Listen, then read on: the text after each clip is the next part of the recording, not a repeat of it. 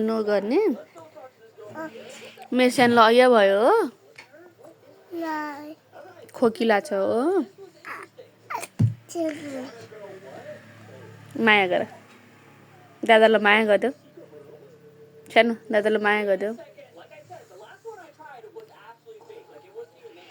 hello श्रेयांशजी सानेलाई ए सानेलाई भाइलाई ल सानेलाई हो सानेले कान्छी आमाले पकाएको आज माम खाने